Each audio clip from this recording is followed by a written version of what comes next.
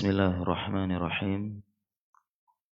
Innal hamdalillah nahmaduhu wa nasta'inuhu wa nastaghfiruh wa na'udzu billahi min syururi anfusina wa min sayyiati a'malina may yahdihillahu fala mudhillalah wa may yudlil fala hadiyalah. Asyhadu an la ilaha illallah wa asyhadu anna Muhammadan abduhu wa rasuluhu la nabiyya ba'd. Para jemaah sekalian, kaum muslimin dan muslimat yang semoga dirahmati, disayangi oleh Allah Jalla Jalaluh. Assalamualaikum warahmatullahi wabarakatuh. Alhamdulillah, segala puja dan puji kepada Allah. Salawat dan salam kepada Nabi Muhammad sallallahu alaihi wasallam. Para jamaah sekalian, di waktu subuh yang penuh berkah ini, di masjid yang penuh berkah, insyaallah kita akan membahas suatu pembahasan yang paling penting dalam hidup kita, menjadi prioritas di atas segala hal yang penting, menjadi hal yang terdepan untuk diamalkan, menjadi hal yang paling diprioritaskan ketika didakwahkan, yaitu belajar tauhid. Dan belajar tauhid ini membuat kita bahagia. Dari judul ini ada dua penekanan yang ingin kami sharing dan kami sampaikan. Yang pertama, menjelaskan, mengingatkan kembali kepada kita tentang pentingnya tauhid, hakikat tauhid, dan agar kita kembali untuk fokus dan tidak lupa serta tidak lupa memprioritaskan tauhid.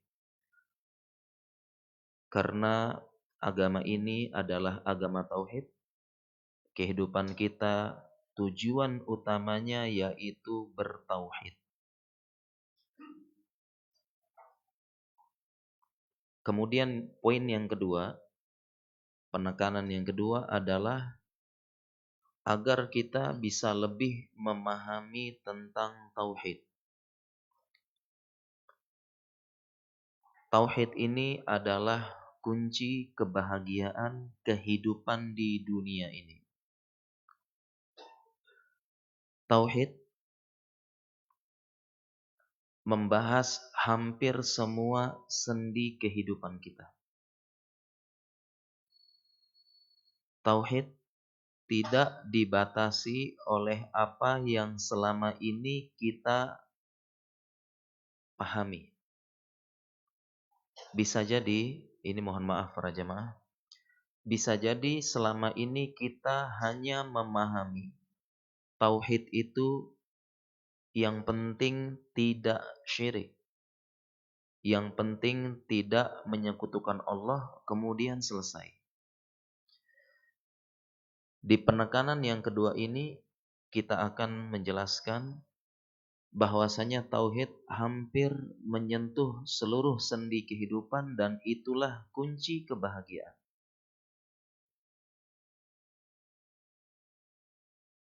Tauhid mempelajari bagaimana keimanan seseorang. Tauhid mempelajari bagaimana hubungan dengan Allah. Tauhid mempelajari bagaimana hak-hak Allah yang harus kita tunaikan di muka bumi ini.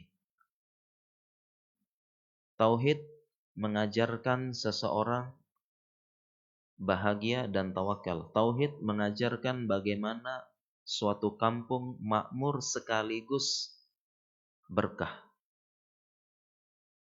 Tauhid mengajarkan seseorang terus bekerja. Solusi pengangguran di negeri ini adalah tauhid. Tauhid juga mengajarkan berbagai macam sisi.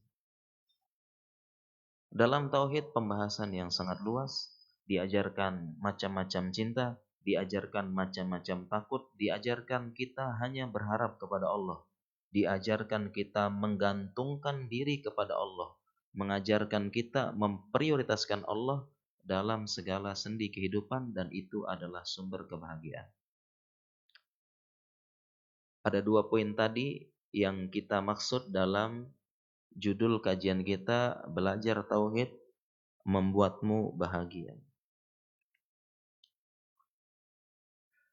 Para jamaah sekalian yang dirahmati oleh Allah Subhanahu wa taala, di poin yang pertama maksud kita agar kita kembali lagi fokus kepada tauhid yang merupakan tujuan utama kehidupan kita. Wa ma khalaqtul jinna wal insa illa liya'budun. Tidaklah aku menciptakan jin dan manusia yaitu untuk menyembah kepadaku, ai yuwahhiduni, yaitu mentauhidkan aku. Dan yang dimaksud dengan tauhid adalah menunggalkan, mentauhidkan dalam hal-hal yang menjadi hak prerogatif Allah. Menunggalkan apa yang menjadi hak kekhususan Allah. Hanya Allah yang berhak.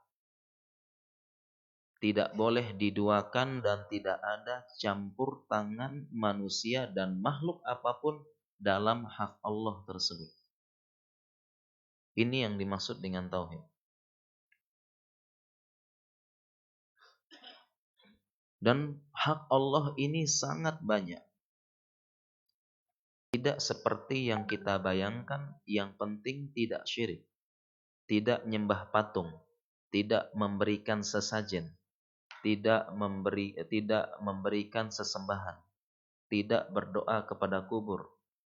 Tidak hanya di situ pembahasan tauhid, tetapi sesungguhnya dia sangat luas. Contohnya misalnya ada hak khusus Allah dalam penamaan. Sehingga para jamaah sekalian, ada nama-nama khusus yang tidak boleh manusia, makhluk bernama dengan nama tersebut kecuali nama Allah. Beberapa ulama mencontoh misalnya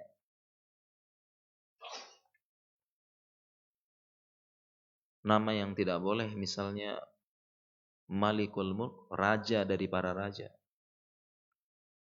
Qadi Qudot, kodi dari segala kodi. Kemudian ada nama yang lain juga, semisal dalam pelajaran asma wa sifat, yaitu semisal Ar-Rahman. Ini nama khusus bagi Allah, dan wallahu ta'ala alam, pendapat terkuat, baik dia pakai alif lam maupun tidak pakai alif lam tidak boleh. Karena ini nama khusus Allah dan nama yang mencakup Allah, yang khusus bagi Allah. Semisal ini dibahas dalam pelajaran tauhid dan khusus pada Allah saja. Dan kita tidak lupa para jamaah, tujuan kita hidup di muka bumi ini adalah menegakkan, menunaikan hak Allah di muka bumi. Ini tujuan hidup kita yang mungkin bisa jadi dengan berlalunya zaman, kemudian kerasnya hati, fatalat alaihimul amad, faqasat qulubuhum. Kita lupa dengan tujuan ini. Dan memang tujuan utama setan, iblis, adalah menjauhkan manusia dari menunaikan hak Allah di muka bumi. Termasuk tujuan utama kita yaitu mendakwahkan, mengajak manusia untuk menunaikan hak Allah di muka bumi yang terkadang kita dilupakan. Kita lupa, sengaja lupa, atau memang setan membuat lupa, karena itu tujuan utama mereka. Dan kita lupa. Ini PR kita bersama, tugas kita bersama, dimulai dari orang awamnya. Dari orang awam, benar-benar awam masalah tauhid. Benar-benar dilupakan, benar-benar mereka dijauhkan dari menunaikan hak Allah. Orang-orang awamnya sesajen, tanam kepala kerbau, kemudian dimulai dengan tatayur, menganggap sial, istighotsah dengan yang tidak berhak, meminta bukan kepada selain Allah. Dimulai dari orang awam, dilalaikan, dan ini di Indonesia. Tugas kita bersama, perjalanan dakwah yang cukup panjang. Tidak hanya itu para jamaah sekalian, kita pun yang sudah belajar agama, yang alhamdulillah sudah mendapat hidayah, yang kita katanya ini orang ngaji, kita yang sering bolak-balik ke masjid, kita pun juga sama. Kita pun juga lalai terhadap dakwah tauhid. Para jamaah sekalian, bagaimana bentuk lalainya? Yang pertama, disibukkan dengan yang lain. Kita bisa lihat ya, di antara kita mungkin sudah ada yang mendapatkan hidayah 5 tahun, 10 tahun, belasan tahun, atau sudah puluhan tahun sudah mendapatkan hidayah sunnah. Sudah mendapatkan hidayah.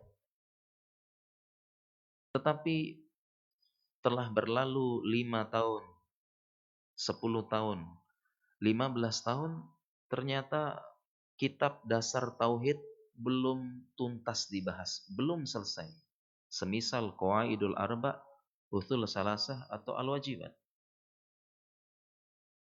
Sudah 10 tahun belajar agama, sudah 15 tahun belum tamat. Belum tamat. Contoh Ushul Salasah merupakan akidah yang sangat dasar, bekal kita menjawab 3 pertanyaan kubur. Dan di situ dijelaskan panjang lebar. Dijelaskan bagaimana hak-hak dasar dalam Islam dan hak Allah tentunya. Ini baru kita berbicara kitab-kitab dasar. Belum yang lanjutannya. Semisal Kasyfus Subhat, semisal Kitab Tauhid, dan kitab-kitab akidah yang lain, akidah Tahawiyah, dan sebagainya. Kita belum membahas.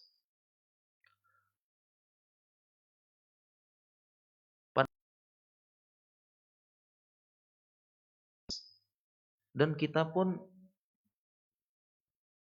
dibelokkan oleh setan dari belajar kita dan prioritas dakwah kita.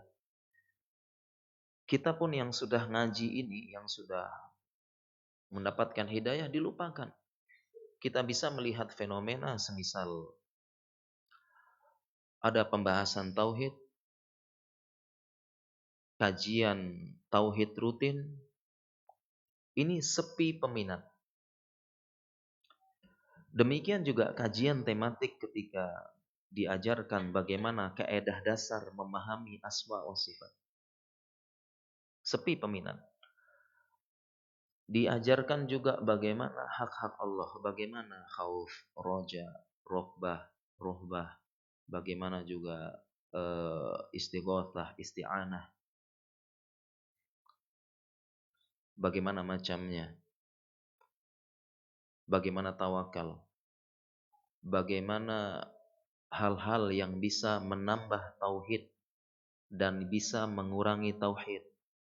Apa saja yang menambah, apa saja yang berkurang. Karena tauhid juga para jamaah sekalian, selain bisa batal dan sabit, yang mungkin selama ini kita hanya mengetahui pembatal keimanan, apa yang membuat dia tetap.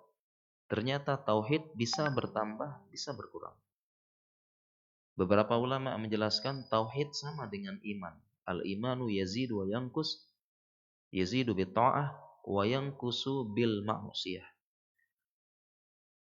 Bertambah dan berkurang, bertambah dengan ketaatan, berkurang dengan maksiat. Terlebih ketaatan tersebut dan maksiat tersebut terkait dengan hak Allah. Jadi tauhid bisa bertambah, bisa berkurang. Semakin bertambah, semakin besar potensi masuk surga tanpa hisab, tanpa azab. Semakin kita sering melakukan pengurangan tauhid, semakin berkurang potensi kita masuk surga tanpa hisab, tanpa azab. Semakin berkurang terus. Akhirnya melakukan syirik kecil. Semakin bertambah, semakin bertambah.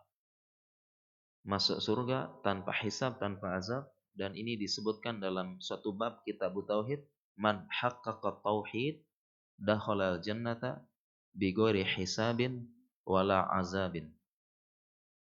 Barang siapa yang merealisasikan tauhid dengan sempurna akan masuk surga tanpa hisab, tanpa azab. Semakin bertambah, dia semakin potensi masuk surga tanpa hisab, tanpa azab. Siapa yang tidak mau? Atau minimal kita mendekati kemudahan, yaitu kita dihisab, tetapi dihisab dengan hisabai yasira. Allahumma hasibni hisabai yasira. Minimal kita masuk surga dengan hisab yang mudah. Beberapa ulama menjelaskan hisab yang mudah tersebut seperti waktu yang sesaat. Terus langsung dihisab. Selesai dan masuk surga. Cepat. Dan ini semua dibahas dalam kitab tauhid.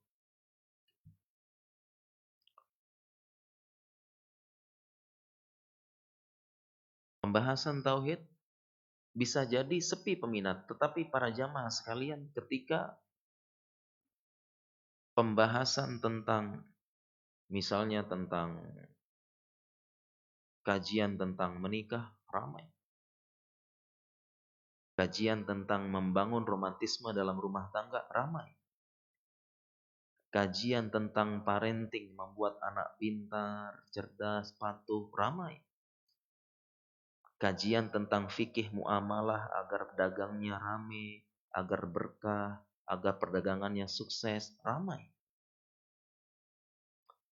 Ketika kajian tauhid sepi, membahas hak Allah sepi, kajian tentang solat, fikih solat dan wudhu serta taharah, yang solat ini merupakan hak terbesar Allah di muka bumi setelah tauhid, sepi. Para jamaah sekalian, kita perlu introspeksi, termasuk saya pribadi. Jangan-jangan selama ini kita mengaji tujuannya dunia. Kita mengaji mencari yang menguntungkan dunia kita. Mengaji fikih muamalah rame. Kenapa? Karena ingin bisnisnya rame, berkah, dan tentunya sukses. Parenting anak rame sekali. Kenapa? Karena ingin anaknya rajin di dunia, rajin dan sebagainya. Menikah apalagi. Rame. Jangan-jangan karena itu semua ada keuntungan dunianya, itu kita cari. Padahal tujuan hidup kita ini tujuan utama hidup kita di muka bumi menunaikan hak Allah di muka bumi dan mendakwahkannya. Dan ini tujuan para nabi. Tujuan para rasul diutus.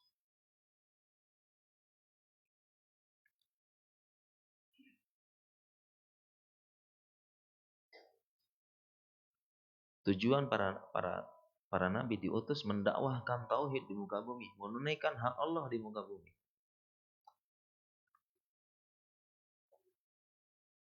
Walaqad ba'atsna fi kulli ummatin rasulan an i'budullaha wajtanibut taghut. Kami utus setiap rasul pada umatnya untuk apa tujuan diutus? Untuk menyembah kepada Allah semata, menunaikan hak Allah di muka bumi dan menjauhi taghut. Taghut disebut lawannya. Apabila kita sudah mengaji 10 tahun, 20 tahun belum paham definisi tauhid, belum paham definisi taghut, berarti itu introspeksi kita. Kita belum tuntas belajarnya. Belum paham apa itu togut. Padahal tujuan Rasul diutus wajtanibut togut. Apa togut? Dan togut dijelaskan para ulama apa macamnya, jenisnya, kemudian bagaimana cara kita menghindarinya. Jelaskan para ulama, dan ini disebutkan kalau kita ngaji tuntas usul salasah di bab terakhir dibahas. Atau dalam kitab Al-Wajibat di bab terakhir dibahas tentang togut, maknanya dan pembesar-pembesarnya. Apa pembesar togut? Pembesar-pembesar dari togut.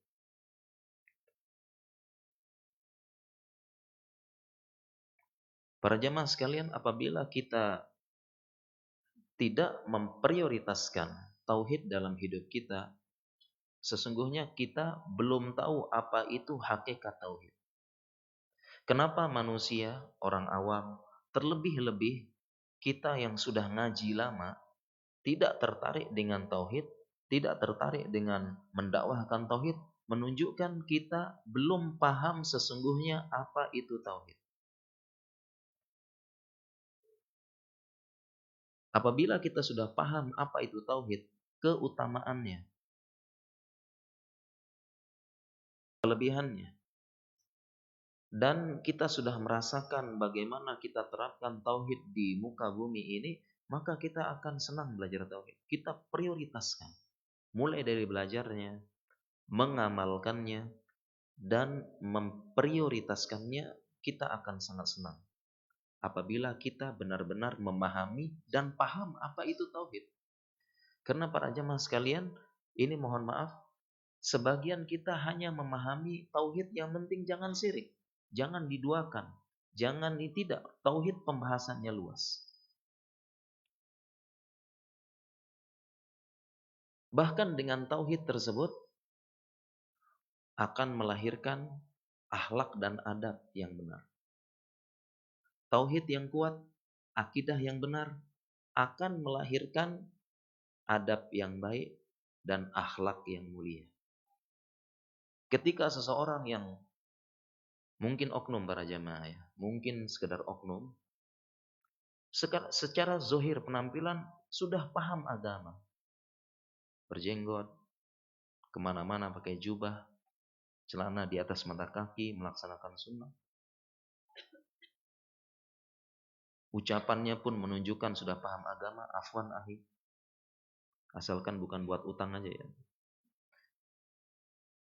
Afwan ahi, jazakullah khairan. Tetapi kita dapati akhlaknya buruk, adabnya jelek, ucapannya kasar, keras hatinya, wajahnya merengut, tidak ada senyum, menyusahkan urusan manusia, menghambat. Manusia tidak suka dengan dia.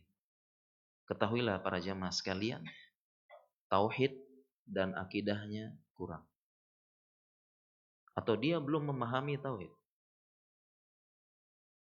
Dalam tauhid diajarkan bagaimana bersabar. 4 tingkatan sabar dalam kitab tauhid diajarkan, dan ini modal utama untuk orang bisa berakhlak mulia. Tidak ada akhlak mulia tanpa kesabaran. Karena di antara akhlak mulia, kita perlu bersabar menggugurkan hak kita. Harus ada hak kita yang kita gugurkan untuk bisa berakhlak mulia. Disakiti, balas dengan senyuman. Kita gugurkan akhlak kita. Membantu orang lain, memakan waktu kita, memakan tenaga, memakan pikiran, itu hak kita, kita gugurkan. Dan semuanya dengan sabar. Semuanya dengan kesabaran.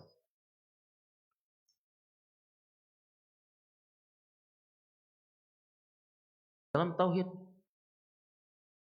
di kehidupan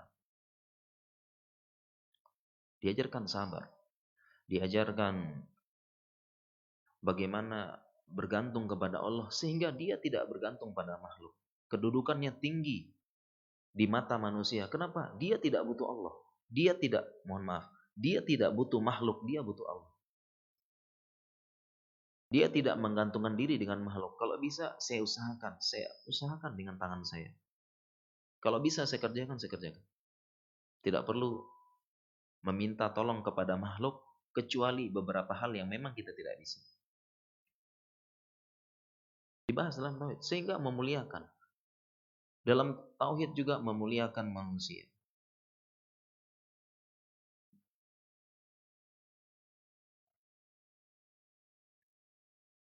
Memuliakan, lihat, memuliakan seharusnya sapi itu menjadi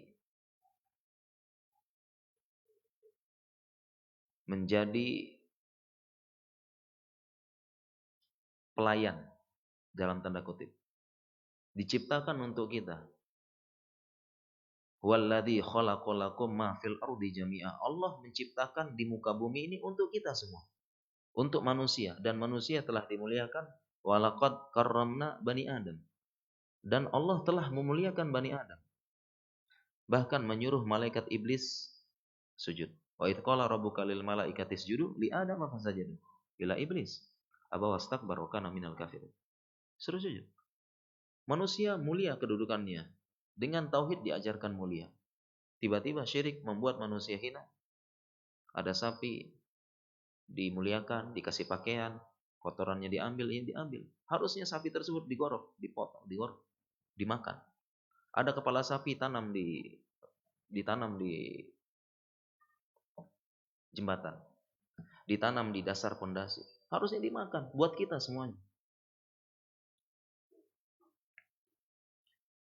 Belajar tauhid menimbulkan rasa aman. Menimbulkan rasa aman.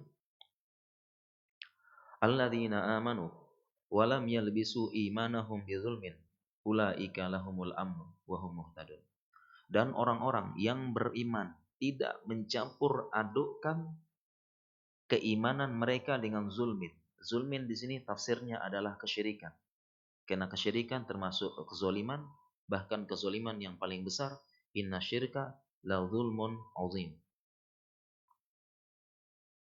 Sesungguhnya syirik kezoliman yang paling besar. Orang beriman tidak mencampurkan dengan kezoliman, yaitu kesyirikan. Ulaika lahumul amnu, bagi mereka keamanan.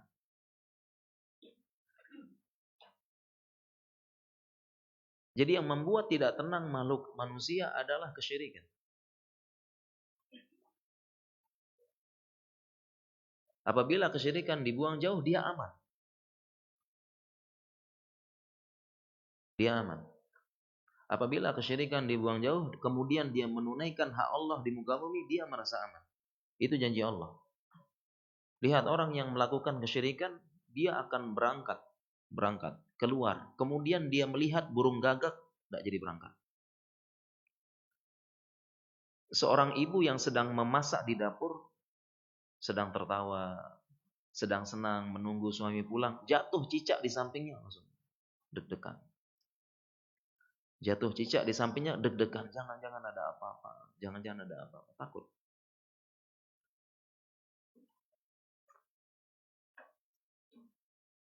Disebutkan tadi ada rasa aman. Rasa aman, tentram. Orang yang bertauhid. Dan ini janji Allah bagi orang yang beriman dan bertauhid, yaitu kata yang diulang-ulang terus dalam Al-Quran, yaitu wala khaufun alaihim wala hum yahzanun. Wala khaufun alaihim wala hum yahzanun. Tidak ada takut bagi mereka dan tidak ada rasa sedih. Aman, tenang, tentram. Ayat ini diulang-ulang dalam Al-Quran. Contoh ayatnya lagi, innalladzina qalu rabbunallahu tsumma istaqamu tatanazzalu alaihimul malaikatu alla takhafu wa la tahzanu wa abshiru bil jannati allati kuntum tu'adun.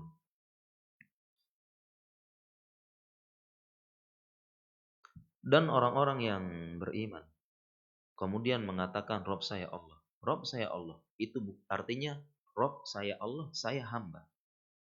Apa tugasnya hamba? Berkhidmat pada Tuhannya.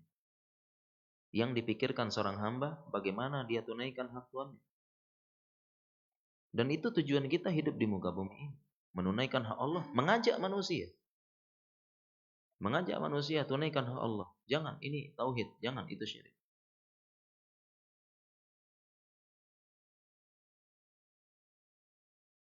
Rabbunallah, itu Rabbunallah. Bukan kata-kata yang sederhana. Kita bilang berarti Allah Rabb kita, kita hamba. Hamba. Tugas hamba menunaikan hak Tuhan. Itu tugas hamba. Tsumastaqamu, kemudian istiqomah. Istiqomah di jalan Allah. Benar-benar istiqomah. Istiqomah dari ucapannya tadi. Beriman dan Allah Rabb saya. Istiqomah di jalan tauhid. Terus belajar tauhid. Terus berusaha mengamalkan tauhid. Dan terus berusaha mendakwahkan dan mengajak manusia menunaikan hak Allah di muka bumi. Kadang kita lupa. Sibuk dengan yang lain. Jangankan orang awamnya, kita pun yang ngaji. Dan ini PR kita lalai. Lupa. Sibuk dengan yang lain-lain. Bukan artinya tidak penting riba. Bukan tidak penting fikih muamalah. Bukan tidak penting menikah. Bukan tidak penting romantisme dalam rumah tangga. Bukan tidak penting. Tetapi kalau sampai lupa, berarti kita telah lalai. Padahal tujuan hidup utama kita. Tujuan kita hidup di muka bumi. Contohnya ada orang merantau. Ada orang datang merantau ke Jakarta ingin sekolah. Apa tujuan hidupnya? Tujuan utamanya adalah dia sekolah, pulang membawa ijazah. Membanggakan orang tua di kampung. Ini tujuan dia datang ke Jakarta, sekolah. Sehingga apapun tidak tanduknya, patokannya adalah sekolahnya. Yang lain nanti. Ya, dia bisa makan bakso, dia bisa main-main sama teman, dia bisa racing, tapi jangan lupa yang ini. Karena ini tujuan utama. Dia sekolah, belajar. Ini utama. Demikian juga hidup kita di muka bumi menunaikan hak Allah. Jangan sampai yang ini lupa, tidak pernah terbetik, dan sudah lama sekali kita tidak mengajak manusia menunaikan hak Allah di muka bumi. Lupa. Dan ini adalah contoh dari Nabi SAW. 13 tahun di Mekah, Nabi SAW mengajarkan tauhid.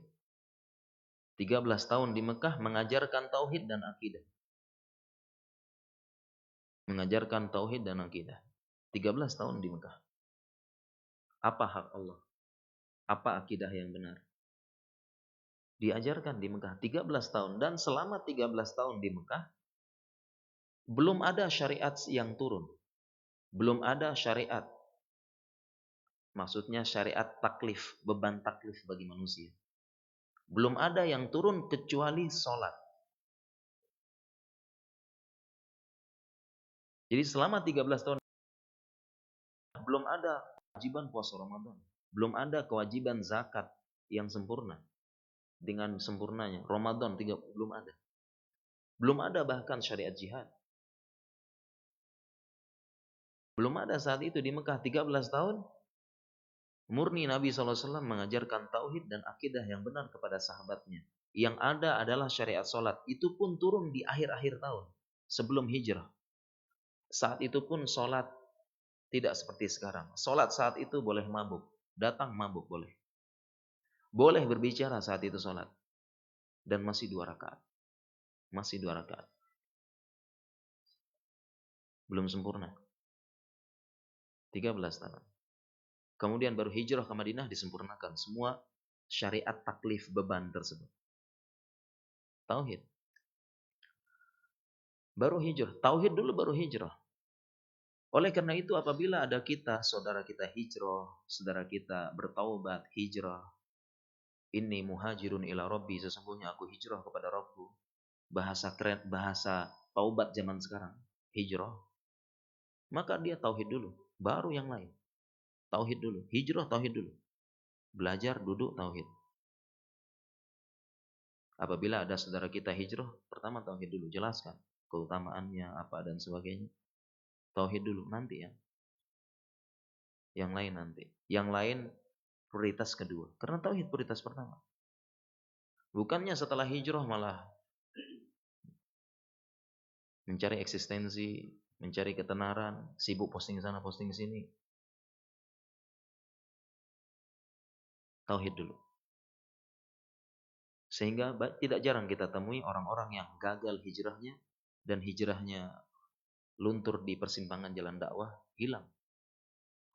Tidak terdengar kabarnya dan tidak terlihat lagi di peredaran masjid dan dakwah. Hilang. Terdengar berita kembali ke lumpur maksiat dan kembali berkumpul dengan teman-teman yang jelek dahulu. Karena tidak tauhid dulu belajarnya. Tidak paham bagaimana dia hak-hak Allah di muka bumi dan membuat dia bahagia. Di poin pertama ini para jamaah sekalian kita tekankan bagaimana kita agar kita kembali ke tauhid. Ini jalan utama kita. Manhaj salaf, dakwah tauhid. Jangan lupa. Jangan kita lalaikan. Kalau kita melihat perhatian para ulama, para jemaah sekalian, perhatian ulama terhadap tauhid luar biasa. Luar biasa.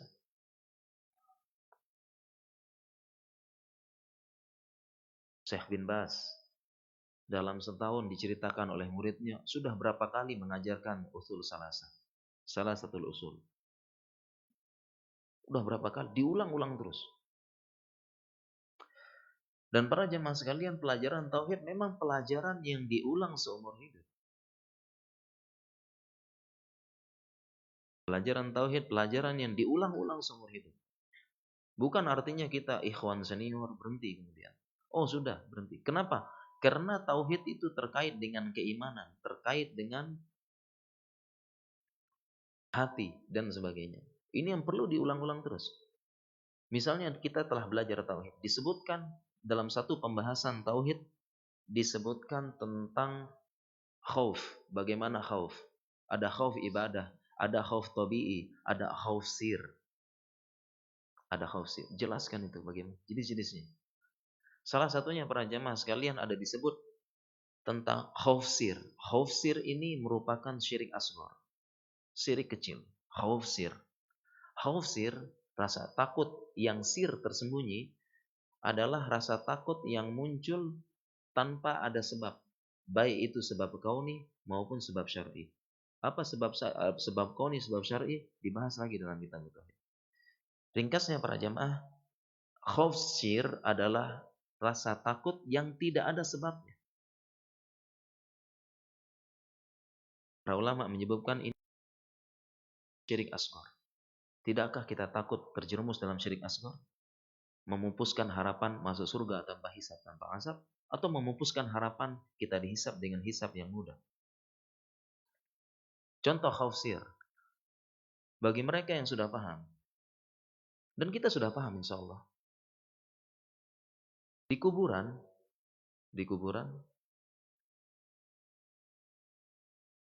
tidak ada yang namanya roh gentayangan. Tidak ada roh gentayangan. Kalau sudah meninggal sudah alam barzah. Alam barzah, barzah pemisah. Barzah pemisah. Tidak bisa tembus. Barzah pemisah. Barzah itu pemisah. Sebagaimana dalam surat Ar-Rahman, marajal bahraini yaltaqiyan wa bainahuma barzakhul la yabghiyan. Dua lautan bertemu tidak bersatu, di antara keduanya ada barzah. Alam barzah. Sehingga kalau ada orang yang sudah paham, kemudian lewat kuburan muncul rasa takut. Bukan pada sebabnya. Bisa jadi terjerumus dalam khauf sir. Khauf sir. Dia telah belajar. Mungkin pagi ini sudah belajar. Kemudian malamnya yakin. Tidak apa-apa. Kuburan tidak takut. Barusan ngaji. Barusan belajar. Mana kuburan paling angker di sini? Saya lewati. Sudah belajar tauhid tadi pagi. Tapi apa yang terjadi para jamaah sekalian, berlalu waktu. Maksiat. Dosa. Iman berkurang.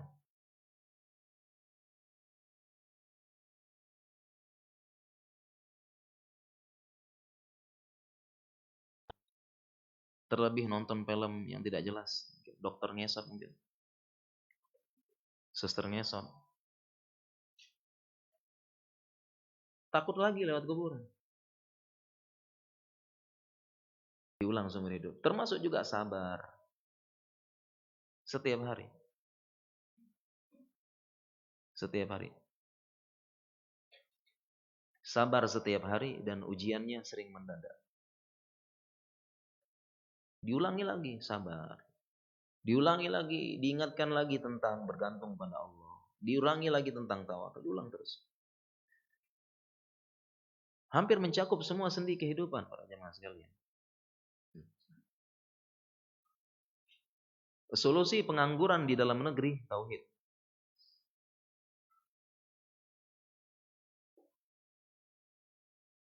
Berbagai macam teori pengangguran.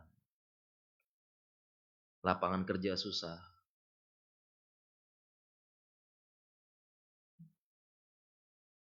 Kerasnya dunia persaingan kerja. Apa solusinya para jemaah? Tauhid. Tauhid solusi pengangguran dalam negeri. Dari mana? Dalam tauhid diajarkan bagaimana tawakalnya burung. Bagaimana tawakalnya burung? Lau annakum tatawakkaluna haqqa tawakkuli la razaqakum kama yarzuqut tayr. Yaqdu himasan wa taruhu bitonan. Seandainya kalian bertawakal dengan tawakal yang sungguh-sungguh, yaitu tawakalnya burung, Allah akan memberikan rezeki kepada kalian sebagaimana Allah memberi rezeki burung. Dia pergi dalam keadaan perut kosong, pulang dalam keadaan kenyang.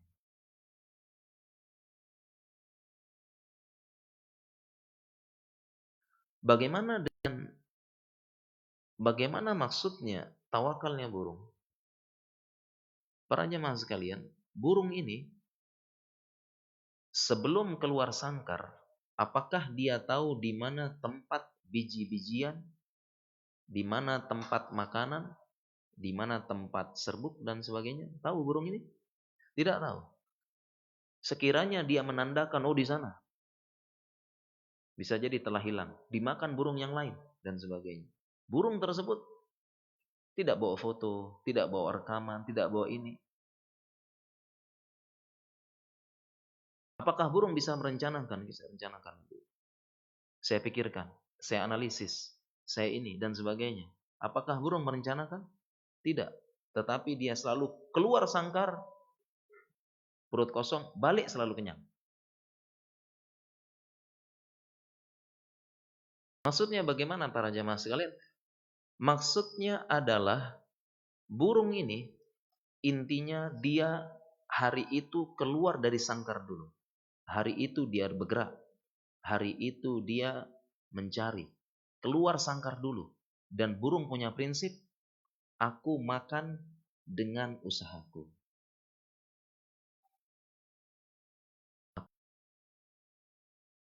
Aku makan dengan usahaku.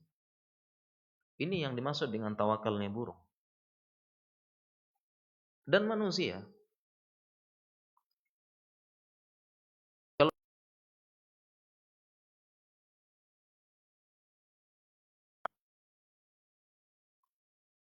manusia lebih cerdas daripada burung. Dia bisa merencanakan, melihat, menganalisis, bisa kerjasama, bisa bertanya, bisa meminta petunjuk, bisa meminta pengalaman manusia. Karenanya sangat aneh, ada orang yang dia merasa menganggur. Tidak ada kerjaan di rumah. Sedangkan dia masih muda, masih kuat, perjalanan hidup masih panjang, di rumah. Dia kerja, lulus kuliah, kemudian setahun menganggur. Kenapa? Tidak ada kerjaan. Apa katanya? Tidak ada pekerjaan, setahun menganggur di rumah. Makan, minum, update status, makan, minum, update status, pergi jalan-jalan selesai. Masih mengandalkan makanan orang tua untuk dimasukkan di dalam perutnya. Setahun. Tidak ada kerjaan. Sulit, pekerjaan sempit. lapangan pekerjaan susah. Menganggur katanya. Subhanallah, ini kalah dengan buruh. Kalah dengan buruh. Pekerjaan sangat banyak. Mencari nafkah sangat banyak. Tidak mesti pekerjaan tetap, tetapi yang penting tetap bekerja. Pekerjaan sangat banyak, terlebih di Indonesia adalah negara yang luar biasa, sumber daya alam sangat banyak. Banyak yang bisa dikerjakan di Indonesia. Yang penting dia hilangkan gengsi, yang penting dia hilangkan persepsi bekerja adalah yang penting ngantor, duduk dan terima gaji. Dihilangkan perasaan gengsi, dihilangkan perasaan pokoknya bekerja itu harus 1 juta, harus 2 juta sebulan, tidak. Yang namanya pekerjaan bagaimana dengan tangannya dia tutup sumbal, dia sumbat perutnya. Sehingga orang yang bertauhid punya prinsip, hari ini saya harus makan, hari ini anak dan istri saya makan dari tangan saya. Entah apapun yang saya lakukan, hari ini harus saya. Bukan dia nunggu, menanti, diam, beku di rumah. Keluar dia. Keluar. Seperti burung, keluar dulu yang penting. Jangan di rumah, tidak ada kerjaan. Setahun, 2 tahun, tidak ada kerjaan katanya. Banyak kerjaan. Yang penting hari itu dia makan dari apa yang dia hasil tangannya. Sebagaimana Nabi SAW melihat ada orang pemuda datang minta-minta. Kemudian Nabi SAW, lebih baik kamu ambil kapak ini, kemudian ke gunung ambil tuh. Ke gunung potong, ambil kayu bakar, jual di sini. Setelah kamu jual baru kamu makan hasil tanganmu. Kalau manusia paham pelajaran tauhid ini, tidak ada pengangguran di Indonesia. Dia keluar dulu, banyak yang bisa dikerjakan. Banyak yang bisa dicari. Banyak yang bisa dikerjakan. Kenapa tidak banyak kerjaan? Tadi gengsi, pengen kerjaan tetap, pengen langsung sekian juta per bulan. Tidak. Kalau sekedar dia bisa makan hari itu, banyak yang bisa dikerjakan. Yang penting saya makan diri sendiri. Masalah nanti lain. Inilah butuhnya tawakal. Ada orang dia stres, belum stres ya. Pekerjaan saya cuma bisa 50.000 sehari. Atau kalau kita di Jogja, cuma bisa 20.000 sehari bisa makan. Cuma 20.000 bisa makan, bagaimana 10 tahun lagi nanti anak saya sekolah? Menunjukkan tidak tawakalnya. Belum terjadi masa depan tersebut. Masih setahun lagi. Bagaimana nanti saya punya rumah? Belum. Masih lama. Dan betapa banyak orang yang bertawakal demikian. Mungkin pertama dia bilang saya harus kerja. Harus kerja. Apa yang dilakukan? Mungkin dia ambil pakaian, datang ke rumah-rumah, dia jual, ditawarkan. Hubungi saudara. Mungkin ada yang punya. Hubungin teman. Menjual apa yang bisa dijual. Hubungin. Bahkan dia bisa ke tetangga, ke teman, ke paman, ke saudara. Datang ke paman, apa kerjaan yang bisa saya kerjakan paman? Datang ke teman dekatnya, ada kerjaan saya bisa kerjakan. Dia bilang jangan pengangguran. Dan banyak Indonesia apalagi subhanallah, kali depan rumah disumbat sedikit tanam kolam. Masih sulit lagi buat kolam, tanam lele. Masih lagi banyak di Indonesia. Jualan online. Pakai motor bisa cari rezeki. Kemudian dia bilang pengangguran, tidak ada kerjaan, sulit. Menyalahkan semua orang. Negara susah, negara sulit. Solusinya tauhid. Kalau ingin negara ini tidak ada pengangguran, ajarkan manusia tauhid tentang tawakal. Tidak ada pengangguran di Indonesia ini. Demikian juga tauhid mengajarkan bagaimana negara menjadi makmur. Makmur. Lau anna ahlal qura amanu wattaqu wa fatahna alaihim barakatim minas samai wal ardh. Seandainya penduduk satu kampung beriman, bertakwa kepada Allah Subhanahu wa taala, kami akan turunkan keberkahan dari langit. Kami buka langit keberkahan, bumi dan langitnya dibuka keberkahan dari Allah Subhanahu wa taala, dan tidak hanya berkah tetapi juga makmur. Baldatun thayyibah wa rabbun ghafur. Tidak hanya dimakmurkan, tidak hanya dibuat makmur tetapi berkah. Karena kalau sekedar makmur, Fir'aun memakmurkan Mesir tapi tidak berkah. Kita punya negara tetangga. Makmur kata orang tapi tidak berkah. Saya pernah ke Batam, kemudian berjumpa dengan beberapa orang-orang tetangga Batam, tetangganya Singapura. Berjumpa dengan beberapa ikhwan orang-orang yang mayoritasnya pernah kerja di Singapura.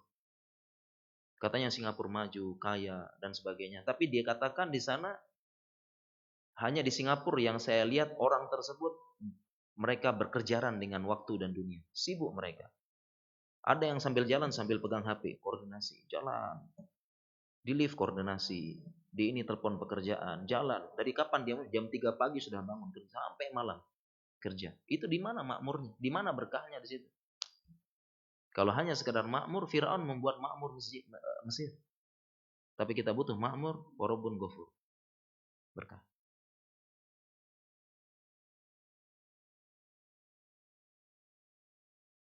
Diajarkan dalam tauhid. Dan ini penjelasannya panjang lebar. Sehingga para jamaah sekalian, kalau ada orang yang tidak memprioritaskan tauhid dalam hidupnya, dia tidak paham tentang tauhid. Belum tahu, tidak tertarik dengan tauhid, belum paham, tidak ngaji yang benar, tidak ngaji yang taksili, tidak ngaji yang dia bertahan. Dan tadi kita sebutkan perhatian para ulama tentang tauhid luar biasa. Lihat, Kitab Tauhid oleh Kitab Tauhid disyarah oleh ulama di zaman ini dan tebal-tebal para jemaah sekalian. Kitab Tauhid disyarah, dijelaskan oleh ulama. Banyak ulama kontemporer saat ini menjelaskan, mensyarah Kitab Tauhid, menulis, menunjukkan perhatian luar biasa dan tebal-tebal. Tugas kita mempelajari semuanya. Hak Allah ini, tujuan utama kita. Contohnya syarah Kitab Tauhid yang contohnya yang paling tipis setahu saya adalah Qaulus Sadid, karyanya Syekh Abdurrahman As-Sa'di. Kita pernah mengajarkan. Ini yang paling tipis tahu saya. Kemudian selanjutnya ada Mulakhos dari Kitab Tauhid oleh Syekh Fauzan. Sekitar saya pernah mengajarkan sekitar 200-300 halaman. Dan ternyata beliau punya syarah yang lebih tebal, I'anatul Mustafid ala Kitab Tauhid 600 halaman. Syekh Al-Utsaimin punya Qaulul Mufid 2 jilid masing-masing 300 halaman.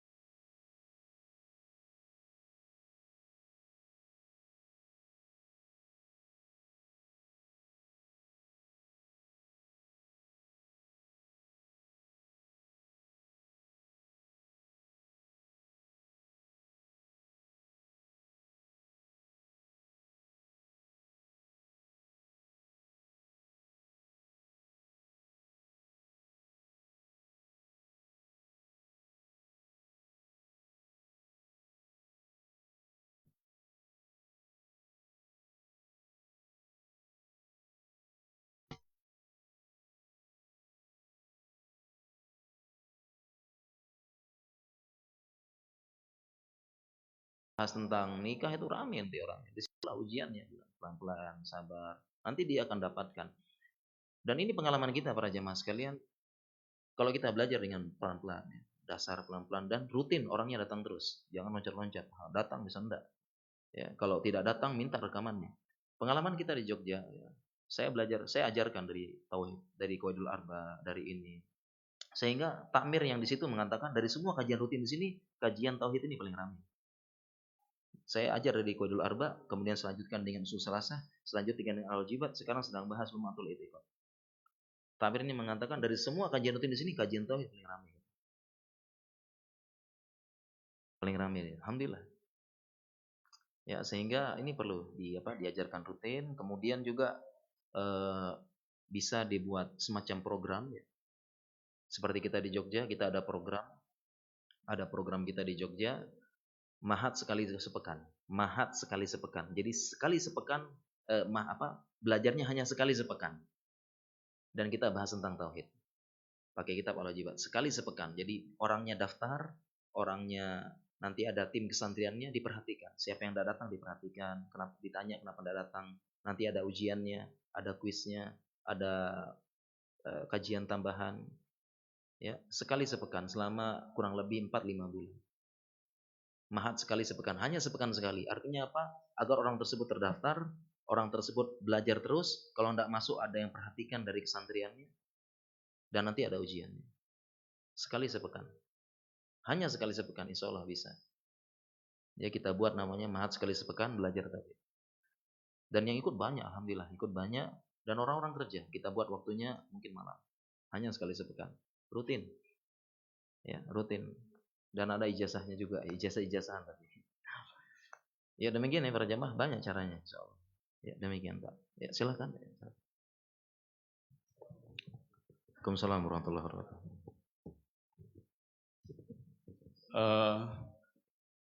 Cara yang paling mudah menanamkan bagaimana menghilangkan rasa takut terhadap sesuatu yang tidak beralasan, termasuk pada keluarga, terutama kepada anak-anak. Dan itu sangat sulit sekali. Iya.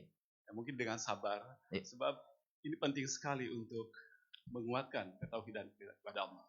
Demikian. Assalamualaikum warahmatullahi wabarakatuh. Bagaimana menghilangkan rasa takut, terutama dalam keluarga, terutama lagi anak-anak. Para jamaah sekalian, rasa takut tidak bisa dihilangkan secara total. Karena dalam kitab tauhid tadi diajarkan ada khauf ibadah, ada khauf tabi'i, ya, dan ada khauf sir.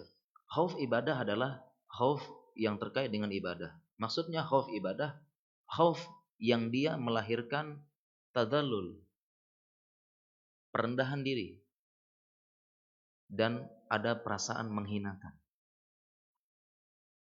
Itu dimaksud dengan khauf ibadah, takut yang ibadah. Jadi rasa takut yang muncul ini tidak sembarang takut, tapi muncul kehinaan, dia menghinakan dirinya, menghambakan dirinya. Itu khauf ibadah namanya. Ya.